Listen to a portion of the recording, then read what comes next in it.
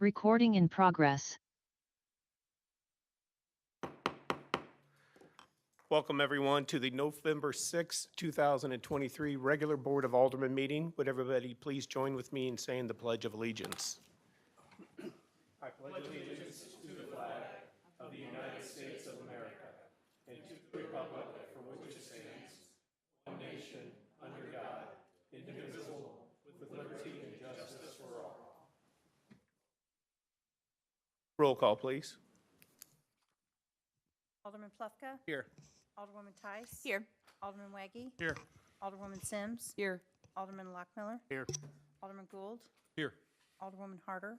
Here. Alderman Erger. Here. All members are present. Thank you. Next up is the approval or amendment of the agenda. Do we have any changes? Any objection to approving the same by acclamation? Seeing no objections, it will be so approved. Brings us down to item 4, announcements, appointments, proclamations, and recognitions. We're going to hold off on this item. We'll push it over, hopefully, just till the next meeting in November. Citizen comments. Anybody in the public care to address the board? Now is the time to do so. All we ask is that you come down to the podium, give us your name and address, and we'll give you up to 3 minutes.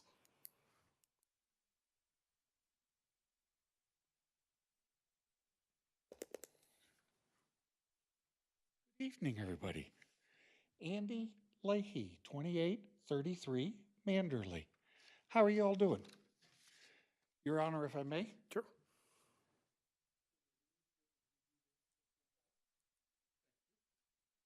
Okay.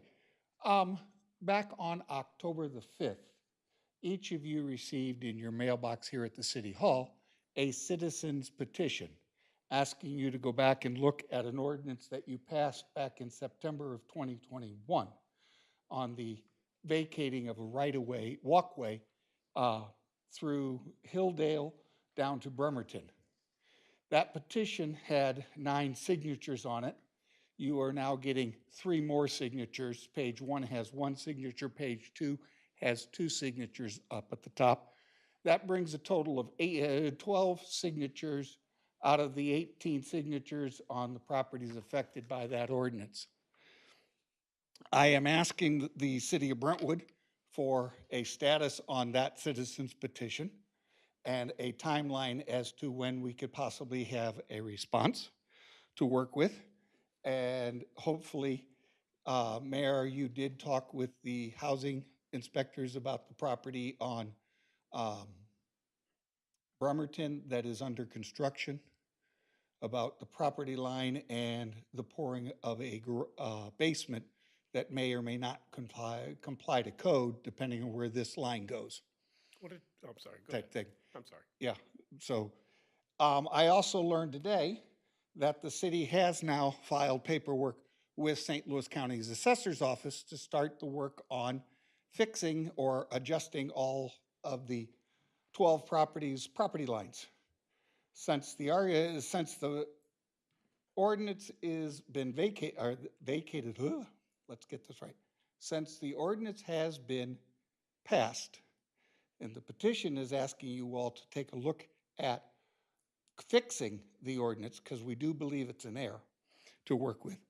I think it would be advisable for the city to contact the assessor's office and ask them to slow down on their process so that if I am correct that the property line does get readjusted again, you all don't get charged twice for doing the same job. Thank you. Thank you. Anybody else? Not, we will move on to mayor and alderman reports. First up is the mayor. I have 2 items. First up is we will be joining with the city of Richmond Heights for Veterans Day celebration. I reached out to the city attorney for Richmond Heights, Ken Hines, who's graciously agreed to allow us to join them in their celebration. Historically, we've had issues on celebrating Veterans Day. My preference is to do it actually on the day of Veterans Day, which is November 11th, but because it's a holiday, it raises some issues with staff being off, et cetera. And so the City of Richmond Heights goes ahead and holds it on the actual 11th day. So This Saturday, on the 11th day of the 11th month at the 11th hour, we will be recognizing Veterans Day outside the Heights facility, and our very own resident, Sherry, I don't remember her last, Sherry Shear, who is a regular at the Coffee with the Mayor, is going to be singing the national anthem as well. So if you're looking for a way to celebrate that event, this coming Saturday at 11 a.m. is a great way to do so, and have an opportunity to maybe meet some folks from Richmond Heights and Maplewood as well. The other item is I was looking at having a workshop. We had a workshop to talk about the city center a couple of Saturdays ago. I thought it was very informative. I want to do something similar with the Public Works garage. And so what I'm asking for are some dates from you. We'd like to do it before the end of this year because timing, we're getting a little short on time. And so what I have down, possible dates would be Tuesday, December 5th, Wednesday, December 6th, or Tuesday, December 12th. So if you would, I'll check your, What time? probably 6 o'clock. If you could check your calendars and let Kelly know if any of those 3 dates work for you. And again, it'll just be a very informal setting, a workshop to talk about different locations for a Public Works garage. Again, that's December 5th, December 6th, or December 12th. 5th, 6th, or 12th. And that is it for the mayor's report. Alderman Plufka. Thank you. The Ward 1 will have a Ward 1 meeting across the street at 5:30 on the 14th of November. Alderwoman Tice. Same report as Alderman Plufka. Alderman Weggie. Yeah, 2 things. As the aldermanic representative to the library board, I fulfilled my solemn duty of drinking hot chocolate down at the library event that was in Brentwood Park tonight, and I have to tell you, it was fantastic. I counted probably about 150 people there, which is probably more people that have attended a library event than all other events combined. That combined with the wine and whiskey walk this weekend, I think we're really onto something with this park, and I think our residents are being, just really appreciative. So it gave me chills, honestly. They had a fire dancer that was in the natural amphitheater over the water. It was dark. All the kids had glow lights. It was just a really, really cool vibe that was going on. So really neat. The second thing, and I don't know how this is going to go. So I've been watching the committee meetings as we're talking about the budget. I'm not on those committees, so I've just been kind of observing. And I feel like there's an opportunity that is presented to us. Chief Spees put together, I thought, a very good analysis of EV potential cost savings. And what stuck out to me was the cost savings on those. And I know that we don't know a lot of things about this, but what I saw was about $4,000 a year per car of cost savings that we could achieve with those. But there are a lot of uncertainties. And I don't know how to do this. I don't know if it's a motion or what, but I think we should think about, we're in the budget, we're going to buy 3 new police cars next year.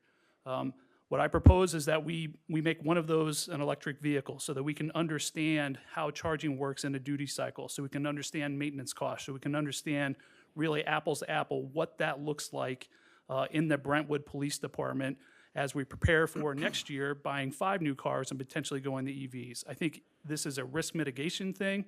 I support the sustainability aspect of it, but really to me it is a cost savings. And if we have the ability to save that kind of money while also giving our Brentwood police the tools they need, I think we should explore and we should be aggressive about it.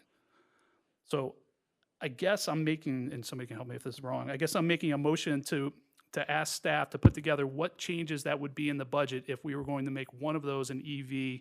I don't think it would be big numbers, and bring that back for consideration. So not saying we approve that right now, but let's get a little more detail on what those cost numbers are, and then take that up for consideration when we approve the budget. So what you're wanting to do is to, I'm sorry, did you second that, or? I was going to ask a question before I did. Okay, just for clarification Yeah. first. So I think, as my understanding with the budget, what we're just doing, these are placeholders. Yes. For expenditures for next year.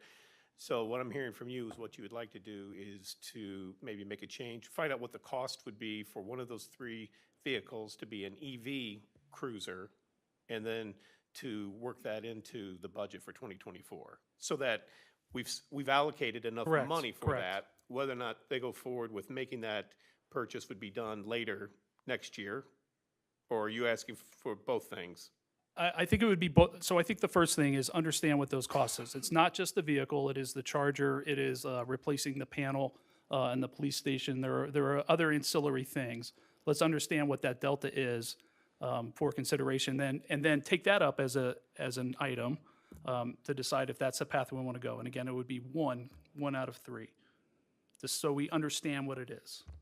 So it's kind of a two-piece. So I guess my motion tonight is just to direct staff to come up with what those numbers would be, so we can take it up for consideration when we approve the budget. That makes sense. Is that permissible, city attorney? Okay, so we've got that. Is it okay to do that now during the aldermanic report? We just have that motion. Okay, do we have a second for that? I second. Okay. Do we have any discussion?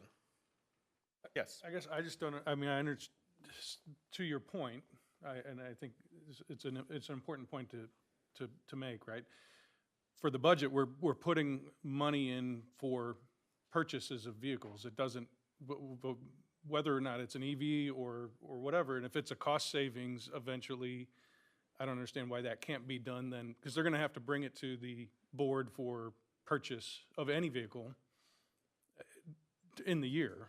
So, I mean, I think directing staff potentially to continue to look at the numbers and make sure that the numbers that were given to us were accurate, which I'd argue probably weren't. There were some errors. But I'm not sure why it would belong in the budget consideration, because it can happen at any time. Once we budget money, it could be changed for a purchase. It's not like we're saying it has to be purchased this vehicle. Yeah, I mean, if I agree with you in some respect. The budget is making sure the funds are allocated. The specifics come later and with approval of the board. I agree with that. I just think with this case, there might be an additional cost up front that is saved over the 5-year duty cycle. So longer term, you're saving money, but in that first year, there's going to be a plus up. So I guess I want to make sure that there is Enough room money in the budget. first year budget. Correct.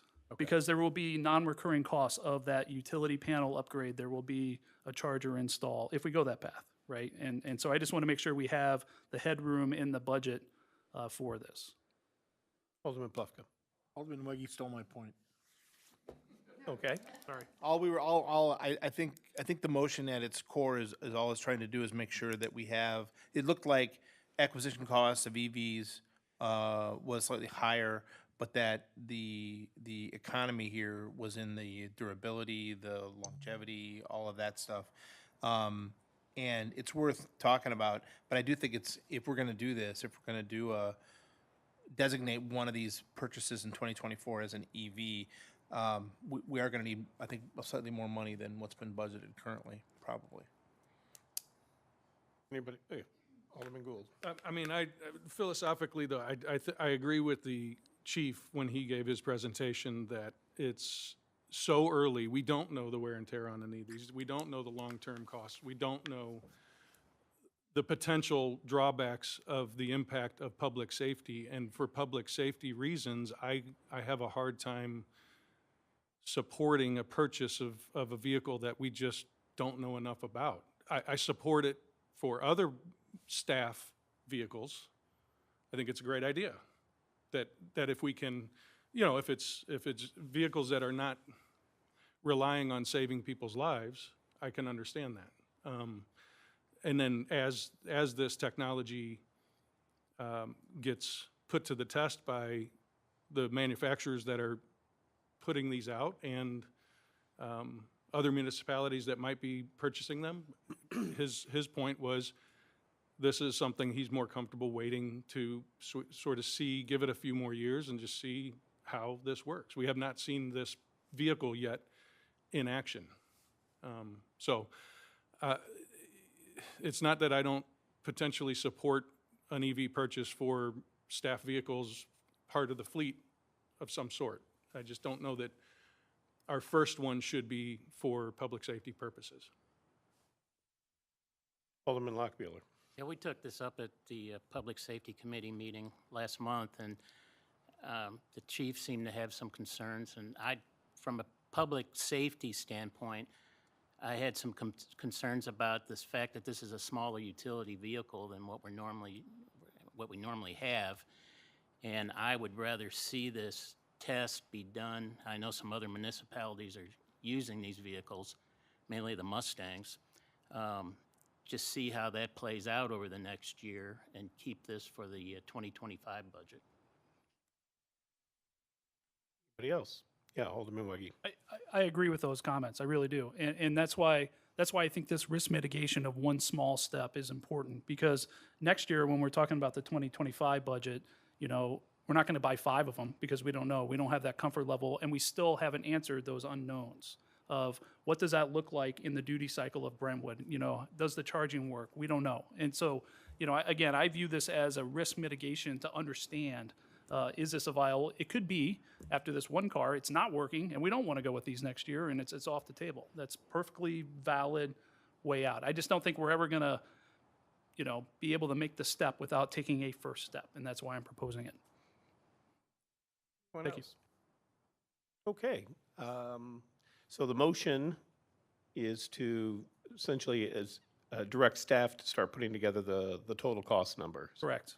And bring that back for when we're talking about the budget for approval. Okay. Any questions on what the motion is? Yeah.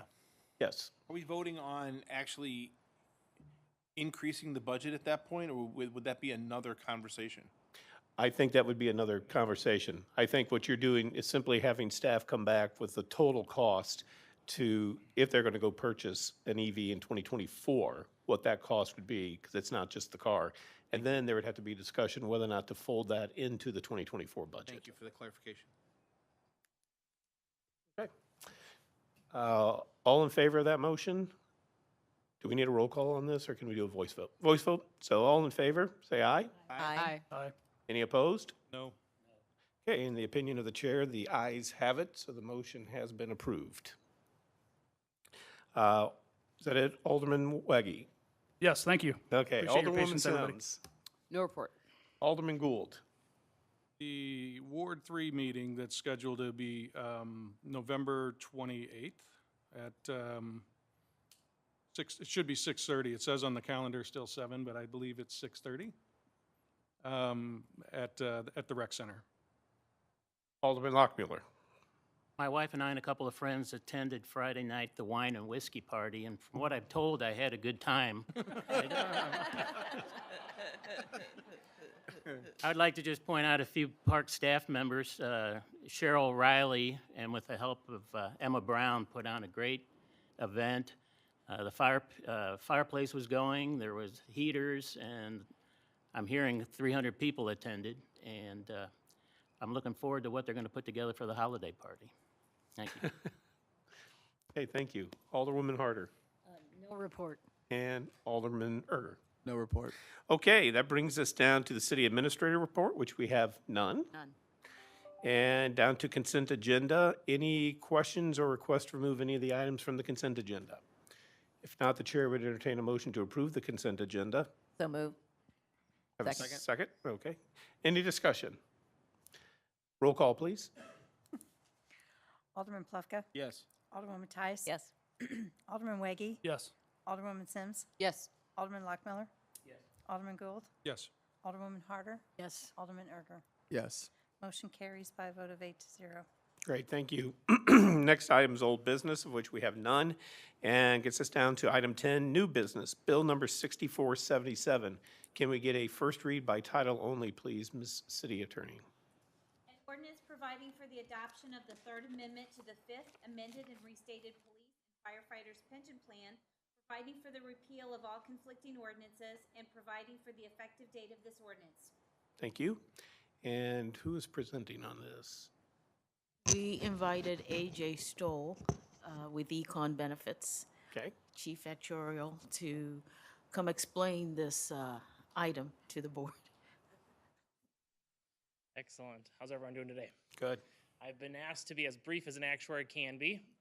So the amendment in front of you is looking to eliminate the age requirement on the eligibility for COLA, cost of living adjustments, in the pension plan. So currently, an individual needs to attain 20 years of service and retire from active employment at age 55 or later in order to receive the cost of living adjustment increase.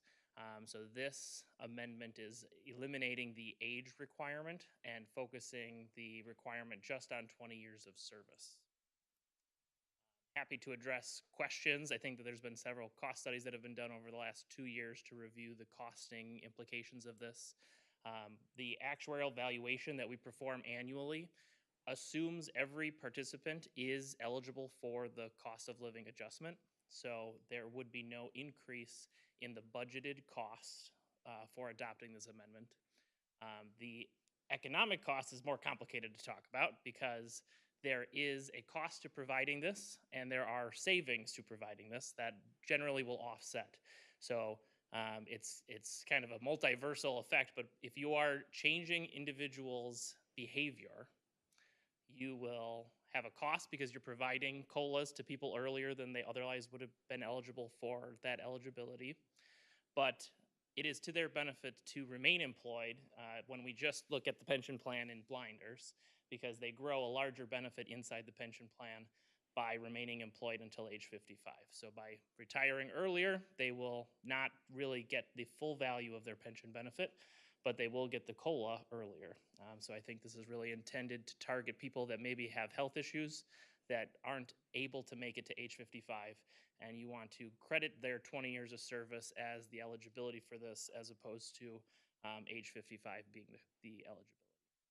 Happy to answer further questions on what this amendment is or the potential cost ramifications. And tonight is just a first read. Yes. Okay. Any questions? Yeah, Alderwoman Tice. Wait a second. So I have a question, but I'm not sure it's really directed at you. So my question I've been asking for quite some time is, what do other municipalities do? Sort of my standard question with most things that we discuss.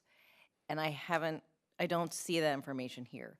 So I really want to understand, I know what the loggers folks do. They have to work till 55 and I believe have 20 years, but I know in loggers you have to be 55. But the other municipalities that have private pensions, I want to understand what the rules are. Is it the same 20 years?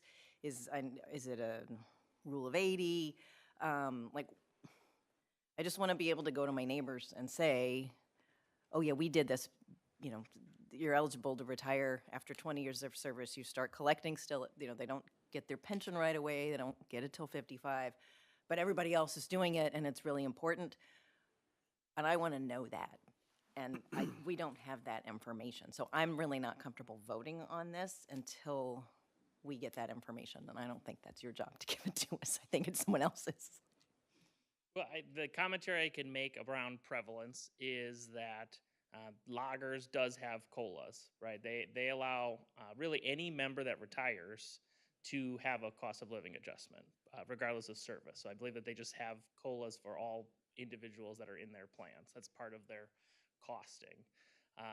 From a non-loggers perspective, we looked at the JPERS report of all of the annual valuations for governmental plans in Missouri, and we saw about a 50% prevalence for COLA eligibility. But it's varied in terms of what that looks like. You mentioned the rule of 80 and other factors. So it's really, we just looked at, do they have COLA, do they not have COLA, and about 50% have COLA eligibility. But going And what's the service time to get? Like, I know the city's looking at 30 years for, you don't hit 55, but you have to serve for 30 years before you'd be eligible for the COLA. So like, it just seems like it's different everywhere, and I want to understand how Brentwood fits into the community so we can make an educated vote and understand what we're looking at. Do you have access to that?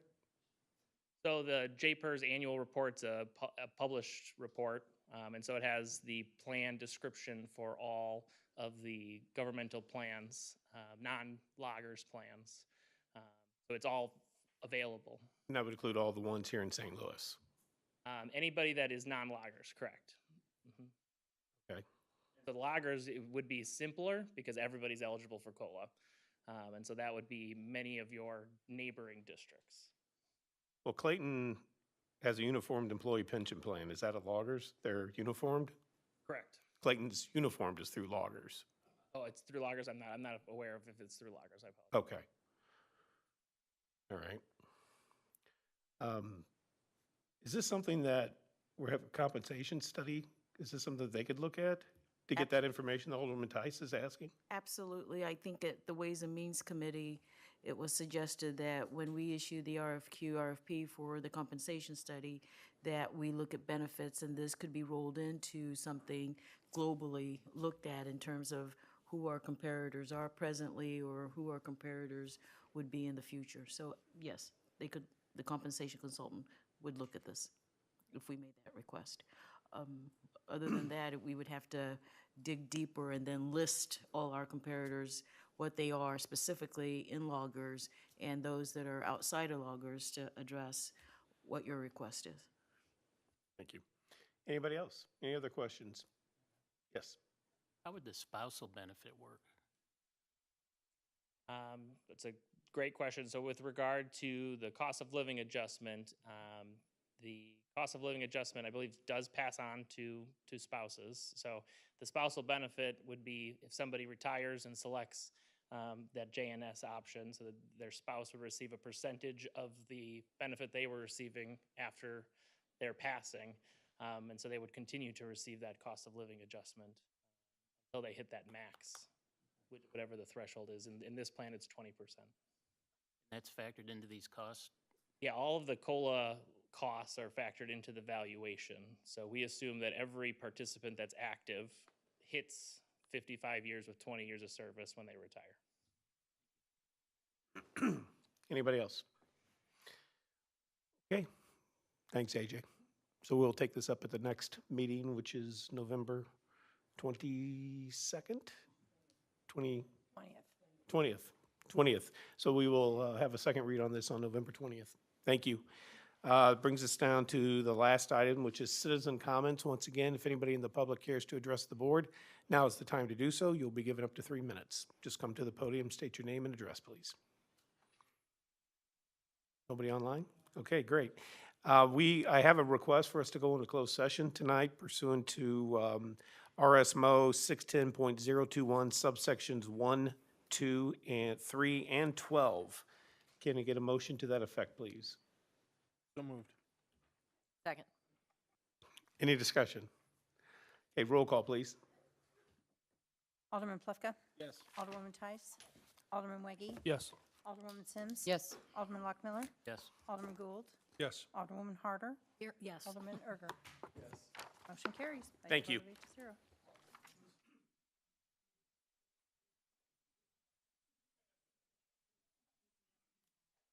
Recording